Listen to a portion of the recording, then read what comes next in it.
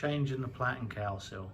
Start by pressing the settings button and then enter the password SERVGCR. Press return. Scroll down to hood height settings. Press the start button and now enter 300. Press the green tick. The Platen will now lower and it should stop about 300 mils from the grill plate surface.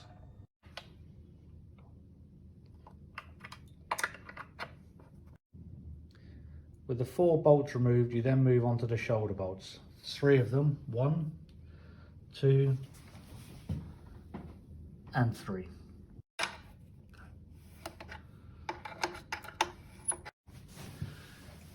When you undo the bolts, you've got to do them one at a time, but you're only supposed to turn one for 2 turns and then you move to the next bolt as shown.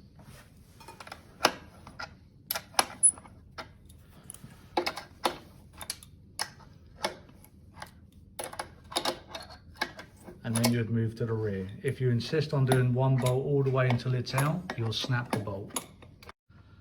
Now that the bolts are all open and clear from the Platen, we can now move it. We're going to raise the Platen arm using a battery, which gives you both hands to fit the seal. I'm going to do this using a battery that's below 24 volts DC. Okay, we're going to connect it to the SIB connection for the actuator. The reason we do this one is it includes all of the safety switches. So with the battery connected, we're going to connect the other terminal and you'll see the Platen raise up.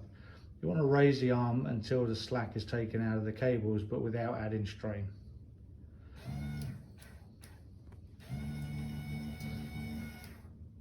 Okay, so now you can see that you have a clear opening and you don't have to hold it with your hands. We'll now remove the old seal in the picture and replace that with the new seal. So we're just going to change it to over. Okay. So we're going to peel off the old seal. If it breaks like that one does, you just pull it all out.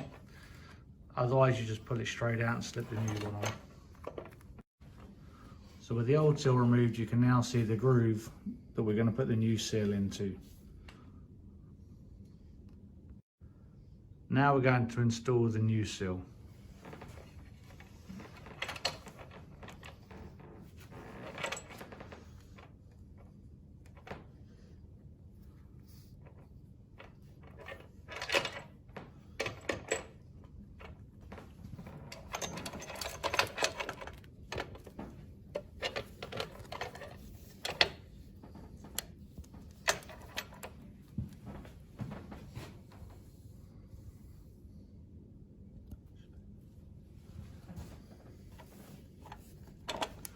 It's important to ensure the seal sits in the groove all the way around so that when we tighten the Platen cowl back on, it doesn't have any bumps.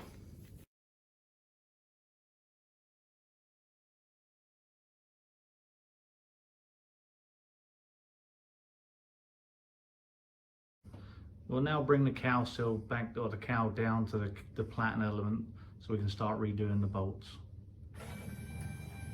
Stop about a finger depth away and that will allow you to start the threads without too much pressure.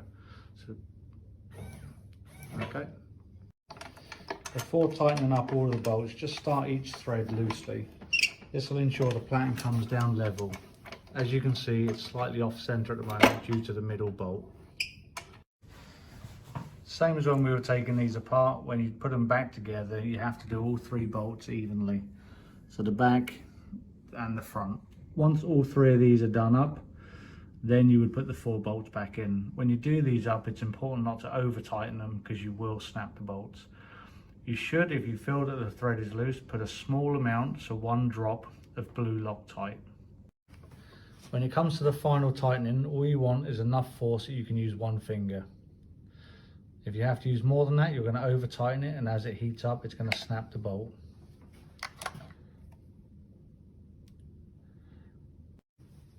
Now that the 3 shoulder bolts are fully tightened, it's time to put in the 4 U-bar holders. Remember the holes at the back and the slots at the front. Same as with the shoulder bolts, when you do these up, it's not essential that they're done up very tight, they just need to be nipped up. And you should ensure that they're lined up to allow the U-bar to fit in line. It's important to line these up and just tighten up. If it becomes too tight to put aligned, go back half a turn.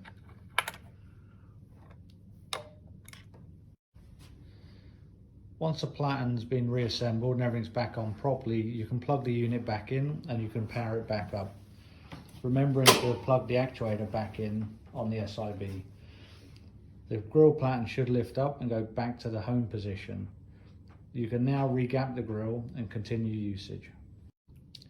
Start by turning the grill off and unplugging it so it's safe to remove. After that, we'll then remove the 4 bolts that hold the U-bar. 1, 2, 3, 4. I'll rotate around. Before we undo the platen completely, we're just going to slide on a new cowl sill. When you look at the sill, it's an L-shaped sill and the L bit should be down. So you have the flat on the top and then you have the little lip on the underside. Okay, so we're going to do this to reduce the amount of load lifting while you're doing this process.